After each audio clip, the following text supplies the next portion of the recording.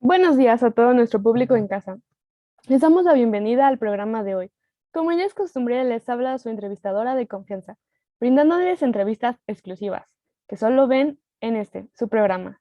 Y hoy no es la excepción. En la transmisión de hoy nos acompaña unos invitados especiales que nos contarán acerca de las unificaciones italianas y alemanas, además de las crisis y guerras balcánicas, que sin duda fueron momentos de mucha tensión. Sin más que decir, quédense con nosotros y con nuestros invitados para ver el detrás de cámaras de dichos acontecimientos. Les aseguro que se van a sorprender. Buenos días, coronel y cabos presentes. Les quiero dar la bienvenida al programa Pedillos Internacionales. Comencemos a hablar acerca de la unificación italiana. Dígame, coronel Maximiliano, ¿cómo es que perteneciendo a tropas austriacas se encontraron dentro de la unificación italiana? Buenos días. Para comenzar, primero habría que mencionar que a inicios del siglo XIX, las ideas de liberalismo y nacionalismo habían producido distintas revoluciones burguesas y movimientos nacionalistas, los cuales exigían la creación de estados-nación y atentaban al mantenimiento de la hegemonía austriaca en el continente. Sin embargo, en un principio, el fracaso del movimiento nacional italiano en el año de 1848 determinó la fragmentación política italiana y, sobre todo, permitió que nuestra gloriosa y poderosa Austria continuara con su hegemonía, conservando la región de Lombardía y Veneto como parte de nuestro gran imperio, además de conservar su influencia política en la Toscana, Nápoles y los estados pontificios. No obstante, como era de esperarse, las personas no se desalentaron y continuaron en los reinos de Piamonte y Cerdeña movimientos clandestinos en busca de la unificación. Sobre todo unos tres tipos que aparecieron de la nada y ya andaban ahí gritando a las personas con sus puestos discursos nacionalistas que evidentemente desfavorecían la imagen de nuestro glorioso y gran imperio austriaco. Disculpe, perdón por interrumpirle, pero ¿quiénes eran aquellas personas que mantuvieron la lucha por la unificación? Bueno, es que para mí es muy difícil aún hablar de ello. Es que simplemente me trae malos recuerdos. Es que Lombardía era nuestra. Ya no puedo más. Continúe usted, Cabo Conner. No se preocupe, coronel. Yo continuaré con la entrevista. Discúlpelo, ya está tratando este asunto en terapia. Estas personas eran el conde de Cavour, Víctor Manuel II, rey de Cerdeña, y Garibaldi. Aquellas personas comenzaron a tener influencia en distintas regiones y a través de un discurso nacionalista impulsaron la unificación. Muchas gracias por contestar la pregunta, Cabo Kafner, pero ahora me gustaría retomar lo que mencionó el coronel entre sollozos. ¿Cómo estuvo eso de que les quitaron la región de Lombardía, tomando en cuenta de que ustedes pertenecían a las grandes potencias del continente? Sin duda, esto yo lo puedo contestar. Bueno, pues resulta que como en toda buena guerra europea, de la nada salió Francia con una dudosa multipolaridad, haciendo alianzas a lo loco. Y bueno, entonces, después de algunas cosas medio turbias, el conde Cavour se alió con el emperador de Francia, Napoleón III. Con esto haciendo una alianza franco-sarda con el objetivo de expulsar a Austria del territorio italiano.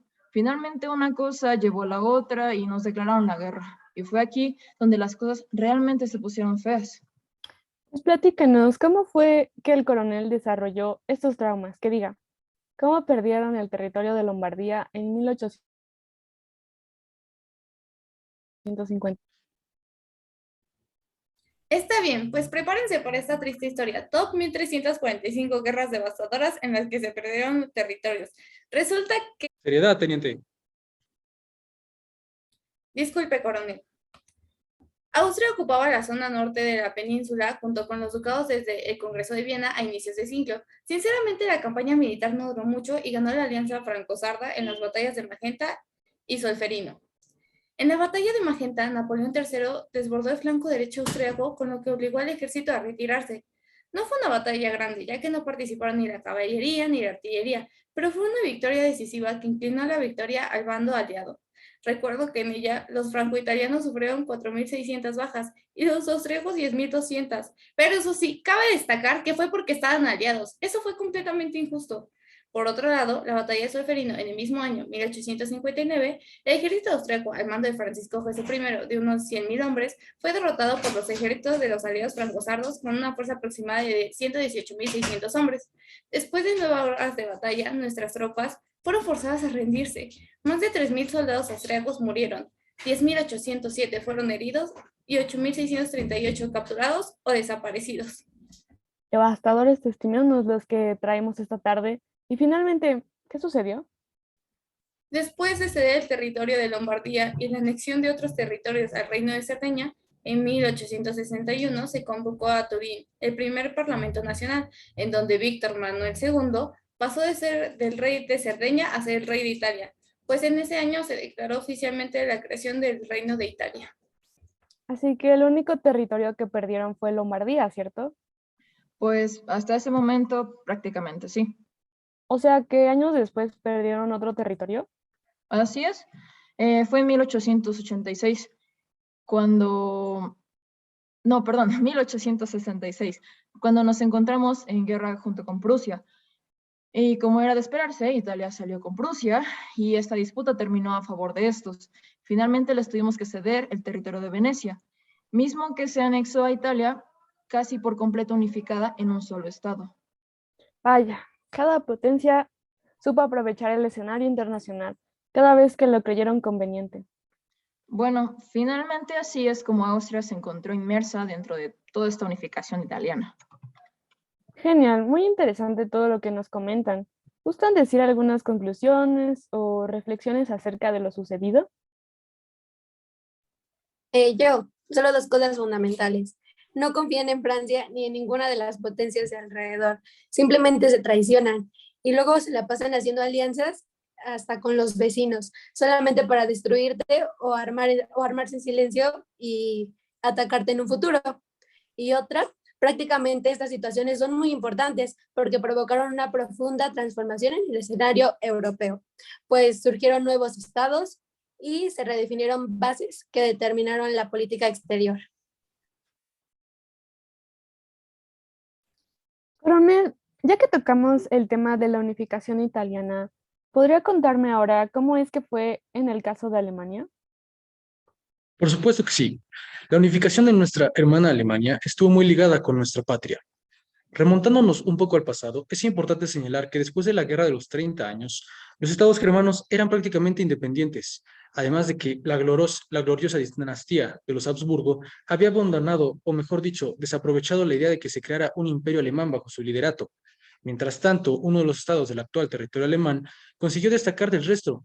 Este estado fue Brandeburgo-Prusia, el cual, a principios del siglo XVIII, su poder económico y militar había crecido de una manera impresionante. Es verdad, mi coronel. De hecho, esta unificación igual tuvo influencia en las ideas liberales, de las cuales el Estado prusiano era consciente. De hecho, por lo que menciona usted, Cabo Lieven, fue que para calmar estos movimientos, el rey Federico Guillermo IV de Prusia acordó crear una constitución y prometió trabajar por una Alemania unida. Fracasó debido a que nuestro imperio se negó y no iba a aceptar ser el segundo. Esto tuvo consecuencias debido a que en el año de 1848 los nacionalistas se convencieron de que para lograr la unificación necesitaban el apoyo del Estado germano más fuerte y por obvias razones según este era Prusia. ¿Y por qué no decidieron tomar la iniciativa, coronel? Fue debido a lo siguiente. O sea, a pesar de que Austria y Prusia se encontraban en territorio alemán y Austria quería una unificación tranquila para formar una gran Alemania, la situación de nuestro país era muy compleja debido a que el gobierno se caracterizaba por una monarquía de corte centralista y autoritaria. Estaba conformada por un territorio habitado por diferentes pueblos, eslavos, alemanes, húngaros, rumanos e italianos, que tenían distintas lenguas, religiones y costumbres, lo que hizo muy difícil la conformación de un Estado fuerte. Es verdad, mi coronel. Además de que nuestro país no contaba con recursos naturales ni con una burguesía poderosa capaz de lograr un desarrollo industrial propio y concretar un semejante proyecto, dado que a la mayor parte de su capital se destinaba al mantenimiento de un ejército y una administración que garantizara únicamente la unidad imperial. Interesante lo que comentan, pero díganme, ¿cómo se fueron suscitando los hechos que llevaron a la unificación? Tenemos que remontarnos a la Guerra de los Ducados o Segunda Guerra de Schleswig en el año de 1863, en la que Prusia, comandada por el canciller Otto von Bismarck, y nuestra patria, comandada por Francisco José I de la Casa de Austria, hicieron una intervención debido a la muerte del rey de Dinamarca, Federico VIII, cuya muerte había provocado un problema en cuanto a la sucesión. Para ello, se llevó a cabo un comité internacional para un diálogo y una solución. Sin embargo, nuestros ejércitos ya habían entablado combate. Para el 1864, se derrotó al ejército danés y se firmaron los tratados de Viena, en los que se cedieron los ducados de Schleswig, Holstein y Lauenburg a Alemania, la actual Alemania. Sin embargo, a nuestro territorio no le gustó esta medida, por lo que llevó a cabo el Convenio de Gainstein, en el que nuestra tierra, Austria y Prusia, no iban a integrar los ducados a sus respectivos territorios. Le cedo la palabra a usted, teniente. Además, en 1866 fue la Guerra Austro-Prusiana. En esta guerra, Bismarck nos quería aislar, pero solo duró 7 semanas. Después le declaramos la guerra al Reino de Prusia el 14 de junio de 1866 y el ejército de Prusia se movilizó hacia la región de Sicilia para atacar nuestro territorio, invadiendo Bohemia y el Reino de Sajonia de manera veloz y repentina, sin dar tiempo a que nuestras tropas pudieran intervenir en defensa de nuestros aliados. También fue que nos aislaron diplomáticamente mediante el apoyo de Francia y generaron un aislamiento con Rusia. Esto fue para lograr una superioridad militar prusiana frente a una guerra con nosotros. Después sellamos alianzas con los estados de Alemania del Sur que temían la supremacía de Prusia. Está en su apogeo nuestra rivalidad con Prusia, ya que estaban en disputa la primacía en el seno de la Confederación Germánica. Prusia estableció una alianza con los italianos y nuestro ejército fue derrotado en el año de 1866. En este se creó la Confederación Germánica del Norte. Posteriormente está el Tratado de Praga, en el cual se habla de la anexión de los ducados anteriormente mencionados. Le cedo la palabra al cabo Kufner para que concluya. Finalmente, estas etapas acabaron con la Guerra Franco-Prusiana de 1870 a 1871. En esta, los franceses pierden los territorios de Alsacia y Lorena. Asimismo, los territorios germanos del sur se unieron con la Confederación Germana del Norte y, como dato final, el rey Guillermo I se convirtió en emperador del Segundo Imperio Alemán y Bismarck su canciller. Finalmente, para dar cierre al programa, nos interesa demasiado que nos cuenten sobre los países balcánicos. ¿Qué tal usted, Cabo Wolf? Que anda muy serio. Sí, por supuesto. Esas pequeñas naciones que se quedaron a la deriva luego de que el Imperio Otomano se desintegrara eran un blanco fácil para ampliar nuestro territorio. Sus diferencias tampoco les permitieron unificarse y creímos que podríamos expandirnos un poco. Como bien dijo el cabo Wolf, eran blanco fácil. Quisimos aventurarnos e intentamos anexionar Bosnia, pero Serbia de inmediato asaltó. Al parecer, el territorio bosnio le daba su única salida al mar, y ya sabemos lo importante que es tener vías marítimas.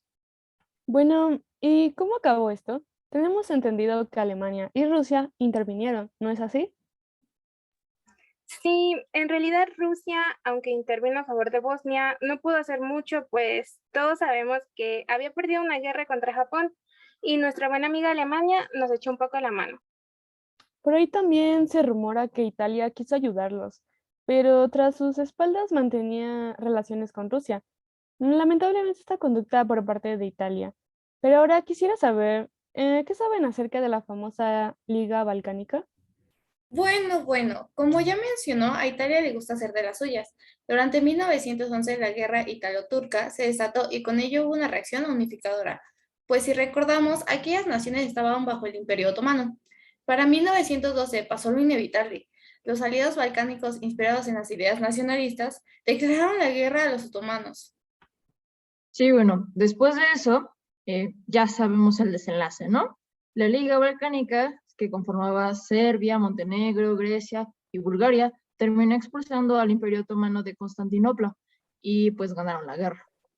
Lo puedo recordar, después de eso firmaron el Tratado de Londres. Mi equipo estuvo corriendo esa exclusiva desde el día 1. De ahí nació nuestra querida Albania, y solo una semana después volvieron a la guerra. La Segunda Guerra Balcánica estalló por las inconformidades de Bulgaria y los demás estados por la repartición de los territorios que pertenecieron a los otomanos. Es correcto, además de que Serbia quería una salida al mar Adriático. Sin embargo, nuestra nación austríaca no estaba conforme con la expansión de Serbia, sobre todo con sus deseos de tener acceso a este mismo mar.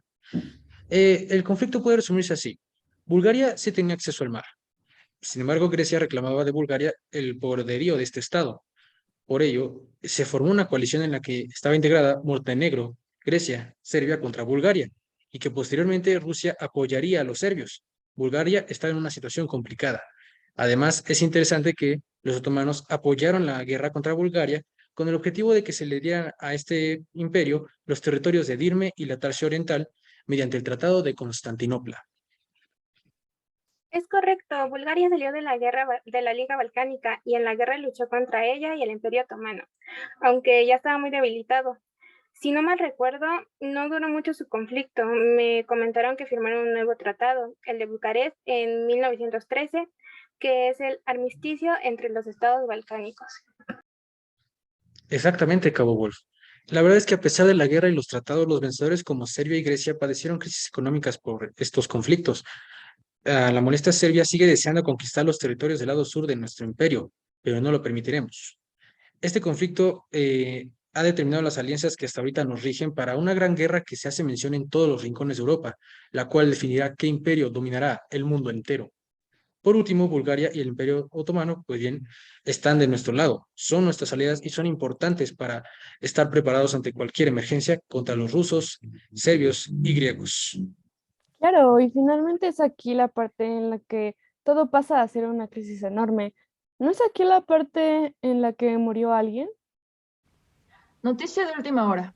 Impactantes noticias nos acaban de informar que el archiduque Francisco Fernando ha sido asesinado a manos de un estudiante serbio. Nos encontramos con el coronel Maximiliano. Díganos, coronel, ¿es cierto lo que anda circulando sobre la situación del archiduque? No tengo ningún comentario. Es asunto de seguridad nacional. Vale. De acuerdo. Muchas gracias por su tiempo, coronel. Esto sería todo por la transmisión de hoy. Los mantendremos informados con los detalles. Gracias por permanecer con nosotros. Hasta luego.